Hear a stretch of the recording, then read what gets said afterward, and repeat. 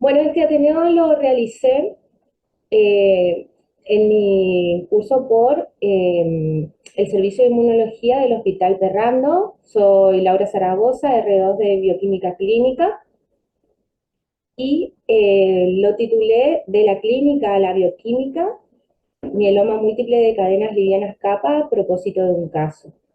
Tenía el fin con este Ateneo de poder explicar un caso que habíamos tenido al principio de mi rotación, eh, donde se había presentado una paciente a partir de la cual quedaban muchas interrogantes respecto a si tenía o no tenía mieloma múltiple.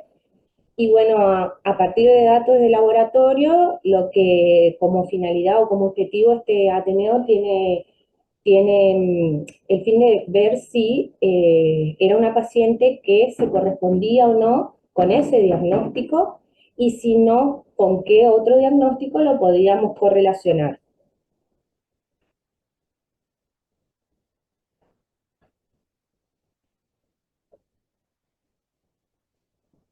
Dentro de lo que serían los contenidos de hoy, voy a presentar el caso, una breve introducción donde vamos a ver una definición de lo que es mieloma múltiple, su etiología, sintomatología, y finalmente cómo lo vemos y lo diagnosticamos a partir del laboratorio, el pronóstico y la conclusión referido en sí a lo que sería el diagnóstico de laboratorio del mieloma múltiple y al caso en sí.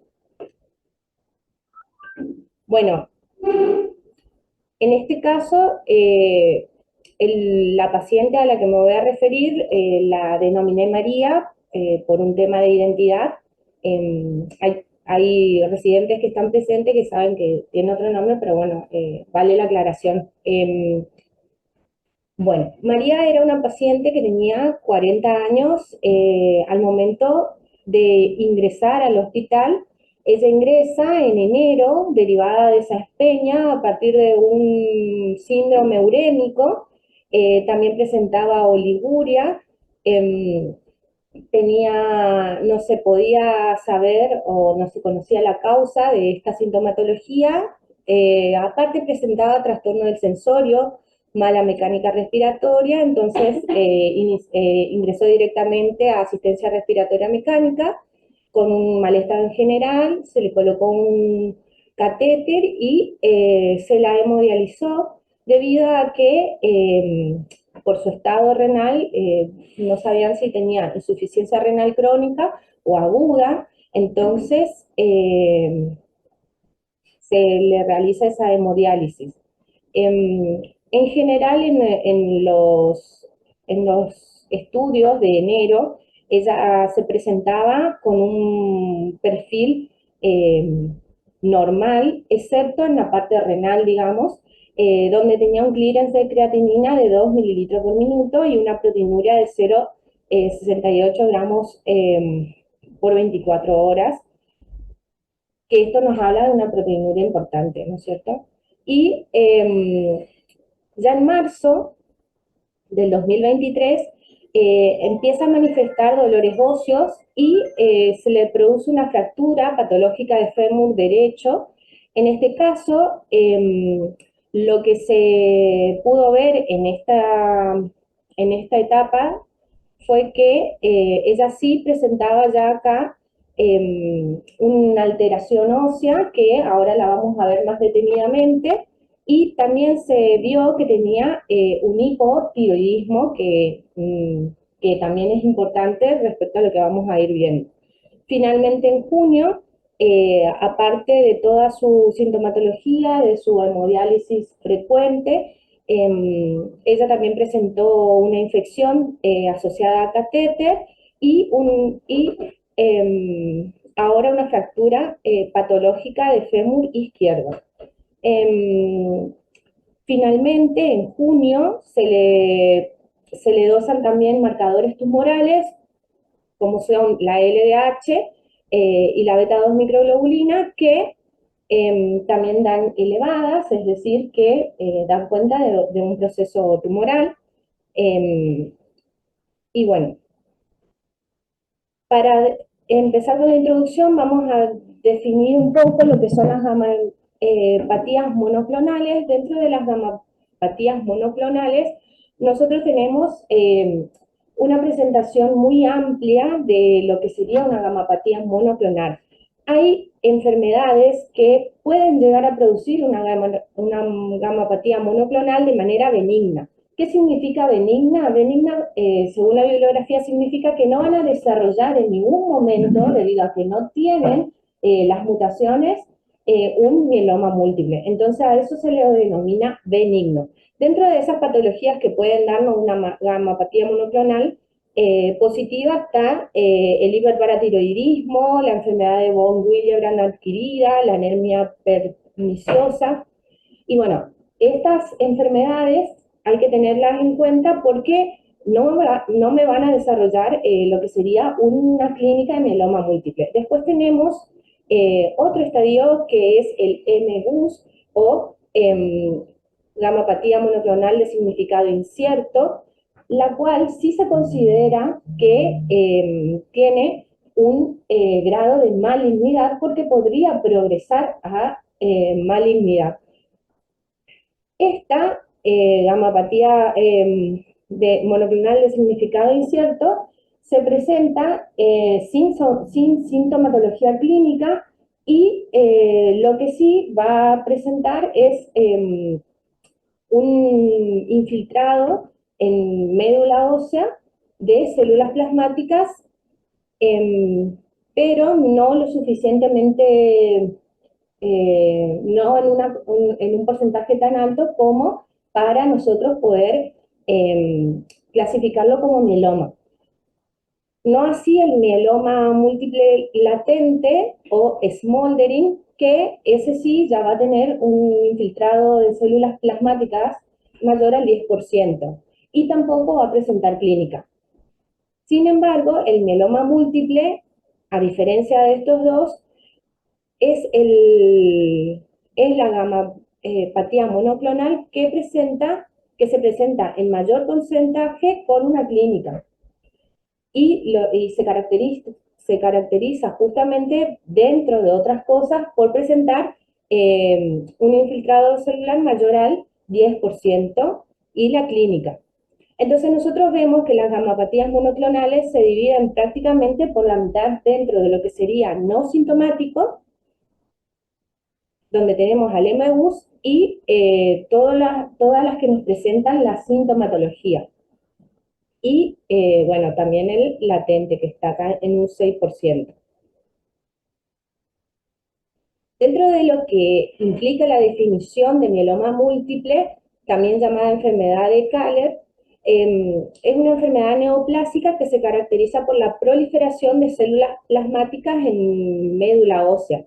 Además, también presenta una sobreproducción de inmunoglobulinas monoclonales completas, que pueden ser de origen IgG, IgA, IgD, IgM o IgE, o de cadenas ligeras o livianas, kappa o lambda. Dentro de lo que es la evolución del mieloma múltiple, la bibliografía refiere que obligadamente, para que una persona manifieste un mieloma múltiple, tuvo que haber pasado anteriormente por estadios de un MGUS y un mieloma múltiple latente o asintomático. Es decir, partimos de la célula plasmática normal, que va a tener una mutación, y que luego va a producirnos lo que sería la clínica característica de mieloma múltiple. Estos son ejemplos, por ejemplo, IgA o IgG, pero en realidad es de diferentes orígenes. Entonces, nosotros, dentro de lo que es el espectro de los pacientes con una clínica significativa, tenemos los de mieloma múltiple y los de amiloidosis. La amiloidosis también es una gamapatía monoclonal, pero aparte, en la amiloidosis se produce una proteína fibrilar que va a depositarse en diferentes órganos. El mieloma múltiple puede ser de inmunoglobulina intacta. En esos tenemos los IgG, IgA, IgM, etcétera. cadenas livianas, capa o lambda, y los no secretores son aquellos que no se pueden usar con los métodos convencionales, y ahora existen métodos que vamos a hablar más adelante que nos permiten secretar las cadenas, nos permiten dosar, perdón, las cadenas livianas, y a partir de esta determinar que tenemos un mieloma no secretor.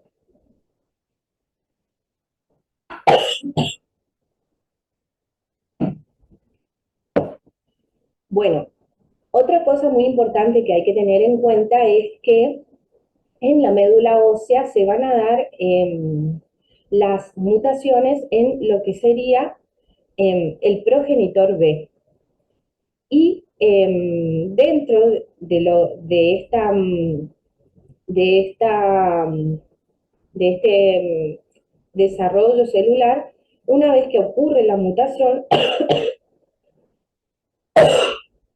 ay, perdón, lo que va a producirnos es células plasmáticas que van a ser monoclonales, que lo que van a empezar a darnos o no la sintomatología va a ser la proporción en la cual se encuentran, y estas mutaciones las voy a mencionar más adelante.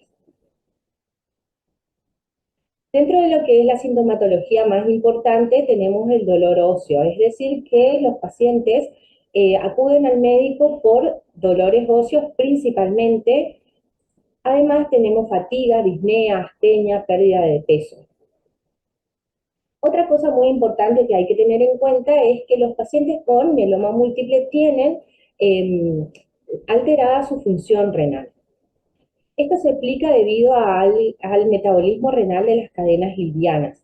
Nosotros tenemos una capacidad reabsortiva a nivel del túbulo contorneado proximal de 10 a 30 gramos por día de cadenas livianas libres, y producimos 0,5 a 1 gramo por día de manera fisiológica. Entonces, ¿esto qué significa? Que en orina no las vamos a poder ver, excepto que este umbral, que es de 10 a 30 gramos por día, esté sobrepasado, y nosotros en ese momento ya estamos llegando tarde a lo que sería el diagnóstico de mieloma. Entonces, eso es algo que la bibliografía remarca mucho, que una vez que nosotros tenemos cadenas livianas libres en orina, tenemos ya un estadio bastante avanzado de lo que es la enfermedad.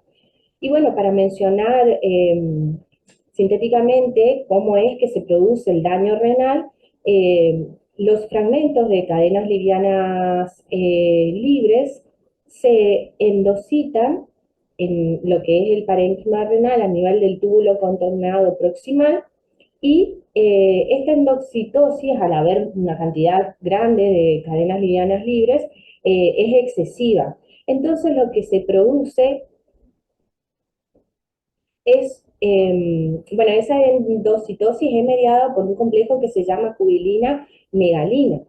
Y una vez que hay una excesiva endocitosis, se van a unir a un dominio que se llama región determinante de complementariedad 3, que se une a la proteína de TAM-Hormone. A partir de ahí lo que se va a producir van a ser cilindros que, debido a la precipitación de esta proteína, que van a producir finalmente una respuesta inflamatoria y una atrofia tubular, que eso produce el daño renal. Desde la perspectiva del laboratorio, ¿qué vamos a ver? Bueno, tenemos guías generales sobre el manejo del mieloma múltiple a partir del 2003, donde se establecieron tres criterios principales para poder clasificar, para poder realizar el diagnóstico del mieloma múltiple, o caracterizar el mieloma múltiple, mejor dicho. Dentro de estos tenemos la disfunción orgánica relacionada al mieloma, las células plasmáticas clonales en médula ósea y la proteína monoclonal que puede estar presente en suero u orina. Dentro de lo que es la disfunción orgánica relacionada al mieloma tenemos tan conocidos por todos criterios de Kraft, que se caracterizan por hipercalcemia, insuficiencia renal, anemia y lesiones óseas. Esta hipercalcemia, como las lesiones óseas, se van a dar debido a que se encuentra estimulado un sistema que es el RANK y RANK ligando, que lo que produce son activación de los osteoclastos. Al estar este sistema tan activado, entonces se va a producir una hipercalcemia y lesiones óseas. La insuficiencia renal ya había explicado las causas y la anemia se produce debido al desplazamiento de progenitores en médula ósea, de progenitores sanguíneos. Dentro de lo que son las células plasmáticas clonales se considera que cuando hay mayor a 10% estamos dentro de lo que sería un mieloma. Y bueno, para ver a nuestra paciente un poco y ver si cumple estos criterios, yo lo que hice fue un análisis desde el momento que ingresó al laboratorio hasta julio. Bueno, ¿por qué hice realmente un análisis entre estos meses? Porque en julio, lamentablemente, habitó la paciente. Entonces, el 25 de julio más precisamente. Entonces, dentro de lo que sería el análisis del calcio, para ver si tenía la hipercalcemia, lo que vi fue que si nosotros tenemos en cuenta que es una paciente que contaba con una albúmina que está borderline negativa, que el calcio sérico habría que corregirlo y que una hipercalcemia se considera cuando tenemos un calcio total mayor a 10,50 o un calcio iónico mayor a 1,35 milimol por litro. Solamente en febrero habría presentado, si consideramos el calcio total, y una albúmina promedio de 2,8, en febrero presentó una calcemia de 10,54, que dentro de todo no es un valor que es importante, pero no lo podemos clasificar dentro de una hipercalcemia a esta paciente. Sin embargo, si nosotros tenemos en cuenta el calcio iónico, y lo que es el rango al que se hace referencia, podemos ver que en junio aproximadamente empiezan a aparecer picos de calcio.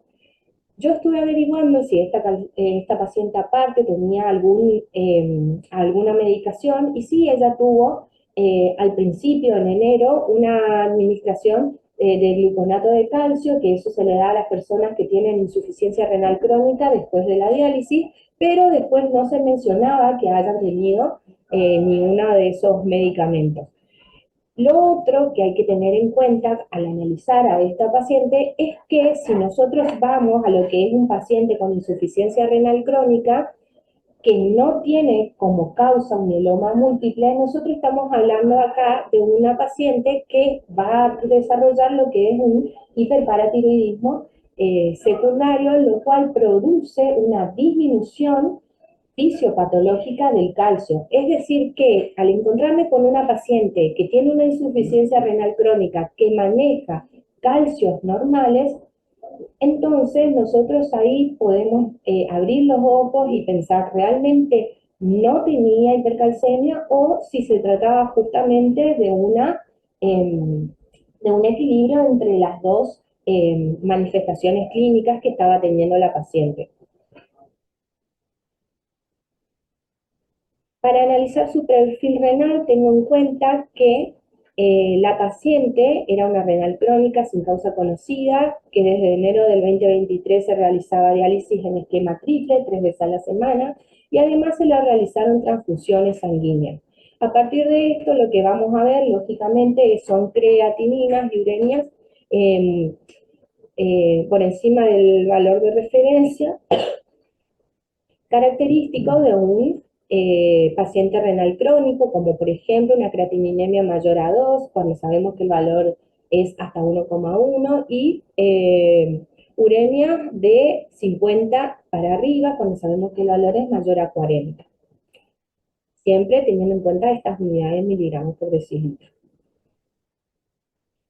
Finalmente, el otro criterio de CRAB era la anemia, donde nosotros vemos en todo momento que esta paciente presentaba una anemia con una hemoglobina menor a 11,5 en todo momento. Y hematocritos también hubo hematocritos que podrían llegar a ser considerado dentro de los parámetros normales, pero en su gran mayoría la paciente presentaba anemia y esto podría ser resultado justamente de sus transfusiones.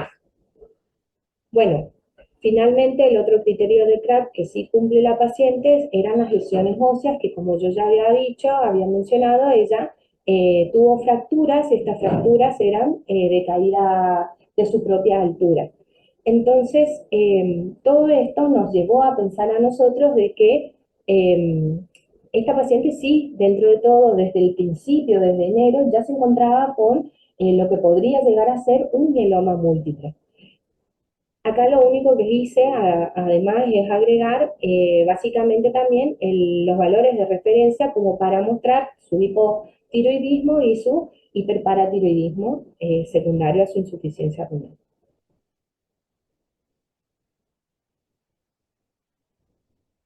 Bien, nosotros para poder ver de qué tipo de mieloma múltiple se trata, tenemos que analizar los tipos de proteína monoclonal que existen. Un 10% de los pacientes manifiesta un mieloma múltiple de cadena intacta, mientras que la mayoría eh, presenta un mieloma múltiple de cadena intacta más cadenas libres, livianas libres. Otro 20% solamente presenta cadenas livianas libres. Esto es muy importante a tenerlo en cuenta porque la bibliografía refiere a que no podemos nosotros guiarnos solamente por el proteinograma para poder encontrar a este 20% de cadenas de mieloma múltiple de cadenas libres. ¿Por qué es importante esto? Bien, en este ejemplo se muestran pacientes que presentaban una cantidad que podría llegar a ser clínicamente significativa de cadenas livianas eh, libres. Sin embargo, no se notaba en la zona de las gamas ni una banda monoclonal. Y eso es muy importante a tener en cuenta para lo que sigue, que es el algoritmo diagnóstico. Entonces, lo que se estableció a partir del 2009 es que, aparte del proteinograma, se incluya lo que sería el dosaje de las cadenas livianas, libres, y que su dosaje, aparte del proteinograma y de la inmunofijación, aumentaban la sensibilidad y la probabilidad de realizar el diagnóstico. Finalmente, el diagnóstico cuenta de tres patas muy importantes, que es la biopsia de médula ósea, eh, la parte hematológica y el análisis de orina. Dentro de lo que el laboratorio puede aportar es, a partir de la biopsia de médula ósea, es la clasificación donde se pueden hallar a partir de metodologías como FISH todas las mutaciones, que estos son ejemplos de mutaciones, dentro de lo que sería la parte hematológica. Lo que se produce es la electroforesis principalmente sérica, donde se podría hallar el componente monoclonal, los marcadores tumorales, la albuminemia y también a partir del 2009 el dosaje de cadenas livianas libres en suero. Donde lo que nosotros tenemos que tener en cuenta es que no solamente vamos a tener cadenas livianas libres en suero, en un mieloma múltiple, sino también hay otras patologías, como por ejemplo infecciosas, en las cuales se van a ver aumentadas estas cadenas. Entonces lo que se introdujo es un cociente kappa lambda, donde se considera que si hay un cociente mayor a 1,65, estamos ante un mieloma múltiple. Lo otro la otra pata del diagnóstico del laboratorio es el análisis de orina, donde lo que se utiliza es orina de 24 horas y también se hace la determinación a partir de inmunofijación de las cadenas livianas. Finalmente, un cuarto requisito que no le compete al laboratorio, pero que sí es muy importante, son las imágenes donde nosotros vamos a ver lesiones óseas a partir de resonancia magnética, por ejemplo. En el laboratorio Perrando, y esto es muy importante, saber con qué contamos para realizar el diagnóstico. Contamos con electroforesis, con proteinograma electroforético, que lo realizamos de manera semiautomatizada, inmunofijación, un inmunoensayo, que es una turbidimetría de manera automatizada, y una inmunofijación radial. A partir de estas determinaciones, nosotros podemos orientar al diagnóstico de mieloma múltiple. Entonces, ¿qué pasó con María y su perfil proteico? Bien, en enero nosotros teníamos una paciente que, si bien se observaba una hipoalbuminemia y unas alfa 2 disminuida, no se alfa 2 aumentada, perdón, acá me equivoqué, me están corrigiendo, no se podía observar ninguna banda monoclonal. Sin embargo, ya en julio de este año se pudo ver que aparecieron dos bandas monoclonales.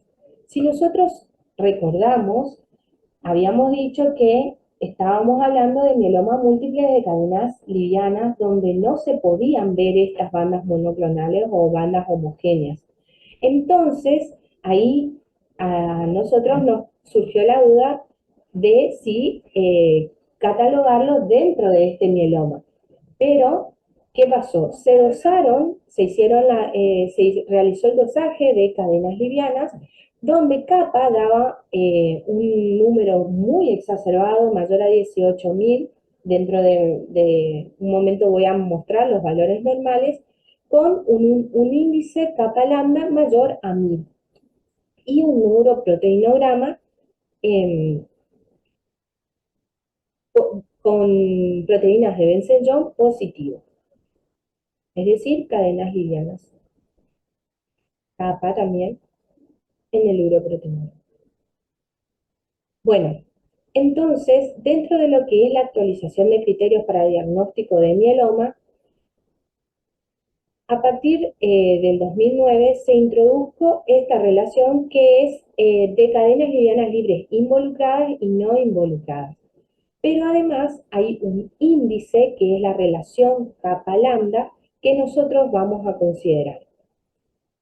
Entonces, en esta actualización de criterios diagnósticos menciona que se necesita el total de las cadenas livianas. Con esa tecnología todavía nosotros no contamos, pero sí podemos contar con un índice que es la relación entre las cadenas capas y lambda, donde tenemos, fíjense, un rango de 0,26 a 1,65. Recordamos, María presentaba un índice mayor a 1000 y las cadenas livianas capas hasta 19,4 miligramos por litro, donde ella presentaba 18.000.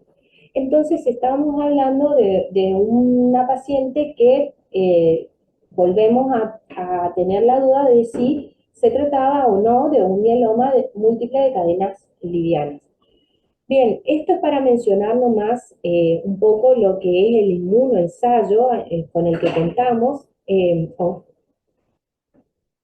que lo que produce es el dosaje de estas cadenas, ya sea monómeras o en dímeros, que, que lo que mide es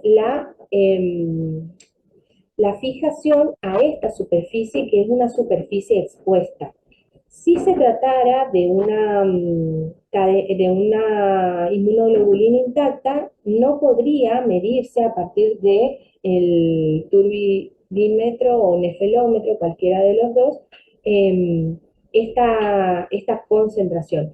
Esto tiene una ventaja en el momento del diagnóstico de mieloma múltiple, no solamente de cadenas livianas, sino de todos los mielomas múltiples, y también presenta una ventaja en mielomas silenciosos, por ejemplo. Entonces nos preguntamos, ¿cuáles son los diagnósticos de mieloma posible, de mieloma múltiple para María? Y nos quedamos con mieloma de cadenas livianas capas, pero también surgió el interrogante si María presentaba un mieloma de cadenas IgD o IgE, donde, de inmunoglobulinas, perdón, IgD o IgE, donde estos mielomas son de baja prevalencia, en realidad de muy baja prevalencia, pero tienen la característica de que son muy agresivos, y sobre todo el IgD.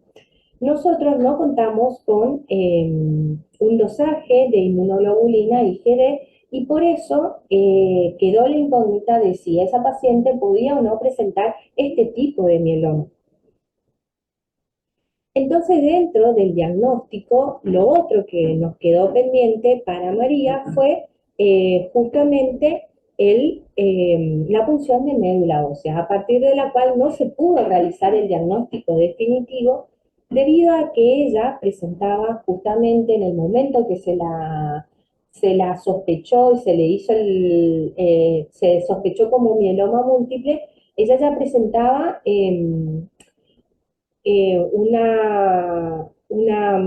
probabilidad de vida muy baja y se la había pasado a lo que sería cuidado paliativo, ya que no había retroceso en su condición en ese momento.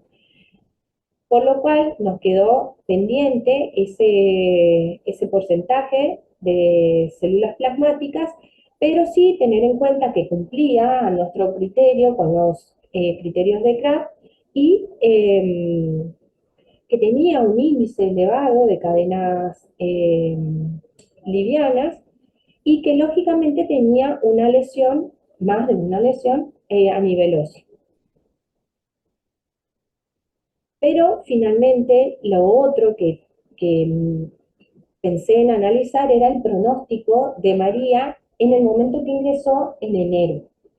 Entonces, si nosotros hubiéramos sospechado desde un principio que ella tenía este mieloma, habría alguna posibilidad de que ella tenga un buen pronóstico y la verdad es que no, debido a que ella cuando viene en enero ya viene con una insuficiencia renal muy importante. También se vio que tenía una beta 2 microglobulina de 80, es decir, mayor a 5,5, y entonces en esto, que son los estadios, es un sistema de estadios internacionales o de estadificación internacional para el mieloma múltiple, eh, la categoriza en el estadio 3. Y si nosotros después pasamos a estos estadios que se denominan revisados y tenemos en cuenta que además ella presentaba una LDH elevada de 1400, para recordar, se encontraba en el estadio 3. Lo otro que nos quedó ver es si tenía alguna anomalía cromosómica y dentro de esto se encontraría lo que sería de alto riesgo o mal pronóstico. Entonces, para continuar con el análisis, si vamos al consenso del Grupo Internacional de Trabajo en Mieloma Múltiple, ella se encontraba dentro de un alto riesgo donde este alto riesgo se encuentra un 20% de los pacientes y su tratamiento hubiese sido trasplante alogénico e inmunoterapia. Pero ¿qué pasaba? Ella al llegar acá a una alteración tan grave de su condición, digamos, a nivel renal, por ejemplo, y a nivel óseo, porque ella lo manifestó en un primer momento, esos dolores óseos, entonces esta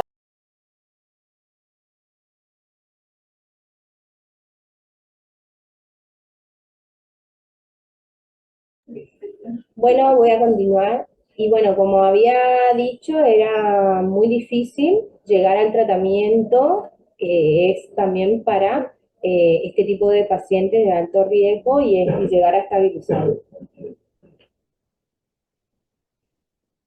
Entonces, destacando lo único que ella tenía de ventaja, que era su edad, porque tenía, recordemos, era una paciente de menor de 65 años, de 40 años, eh, cuya edad tampoco es la más frecuente en esta presentación clínica. Se estima que la mayor cantidad de presentaciones clínicas se da a partir de los 60 años, entre los 50 y 60 también se puede llegar a esperar, pero generalmente se dan personas mayores de 60 años, entonces todo lo que nosotros vamos a encontrar de lo que sería una supervivencia promedio va dirigido no solamente a todo lo que sería lo clínico, como vemos en el punto 1, y todos los tratamientos actuales, que es este análisis que se hizo acá en esta curva de supervivencia, donde se muestra que a partir de los nuevos tratamientos hay una mayor supervivencia en los últimos años, sino también hay estudios donde ven que según la edad de presentación hay una mayor supervivencia, como por ejemplo en pacientes que son mayores a 65 años, la supervivencia es menor. Entonces, a modo de repaso, como es mi costumbre, tengo unas preguntitas para ustedes. Vamos a ver la opción correcta. Ante la sospecha de mieloma múltiple, se debe solicitar un proteinograma electroforético de suero, proteinograma electroforético de suero y orina, proteinograma electroforético y dosajes de cadenas livianas libres en suero, o el proteinograma de suero, orina y el dosaje de cadenas livianas libres en suero. ¿Qué opinan? Es para todos, por mensaje o si quieren hablar. ¿Cuál es la opción? Y la D, pero también no van a pedir la D. En el público la D, La D. en el privado el hacer la libre es de y que las obras sociales la pagan. Sí, no está ahí. No se te escucha, Delphi, ¿vos estás hablando? No, nosotros no. Sí, No, la verdad no estaba hablando, pero bueno, sí, no se le sería la escucha. opción D para pedirlo, pero entiendo cuestiones de Ah, yo le silencio. recursos. ¿Cómo dice? A los participantes. A participantes. Ah, ahí está. No, sale que Tienen apagado el micrófono. Bien. ¿Qué opción marcarían si fueran ustedes? Los que nos solicitan. La de perfecto. Muy bien. Sí. Solamente para mostrarles, como habíamos dicho, necesitábamos justamente las tres patas. Bien, y la otra pregunta, para ver si estaban atentos, era para el diagnóstico de mieloma múltiple de cadenas livianas, ¿qué se debe considerar? El dosaje de cadenas libres, kappa y lambda, el dosaje de cadenas libres, kappa, lambda e índice, kappa, lambda, índice y dosaje de todas las inmunoglobulinas, o dosaje de cadenas libres, kappa y lambda y todas las inmunoglobulinas.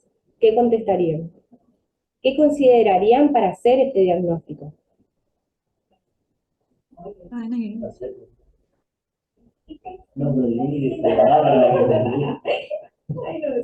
El índice. La B. Bien. ¿Alguien más? Sí, pero la D, el índice lo saque Sí, pero pero dice cadena liviana. Bueno, en este caso hay una respuesta que no es C, que no es la B, sino que es la C.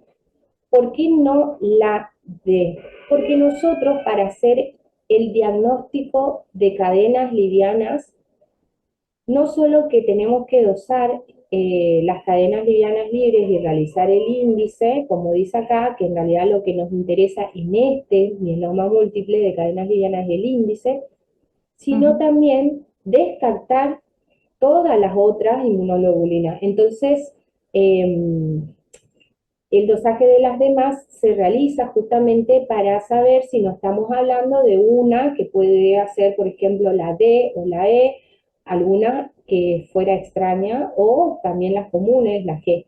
Entonces, la G, la M. Entonces, claro. ¿Cómo vas a tener la inmunidad completa? Vas a tener una globulina completa, entonces tu dosaje tiene que dar bajo. Claro. Por eso. Bien. Entonces, en la alteración, hipogama te va a decir que En hipogama. Lo otro que hay que tener en cuenta para este diagnóstico es que estas inmunoglobulinas van a estar disminuidas, como era en el caso de nuestra paciente también. Entonces va a haber, van a estar alteradas, van a estar disminuidas. Entonces por eso la respuesta es C. No sé si se entendió. Sí, sí, sí.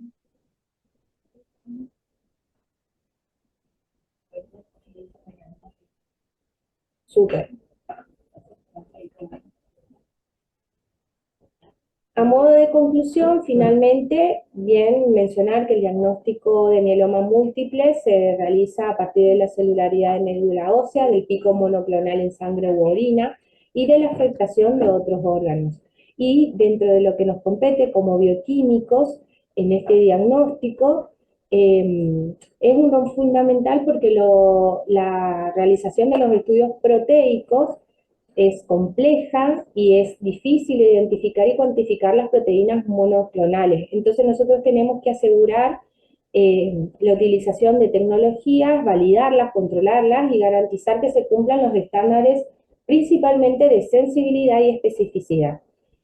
También es importante destacar, a modo de conclusión, que la gamapatía monoclonal de cadenas livianas requiere una atención mayor al momento de evaluar el proteinograma, ya que no será notoria su presencia en este, y acompañar el estudio siempre con el dosaje de cadenas livianas libres e índice Kaplan.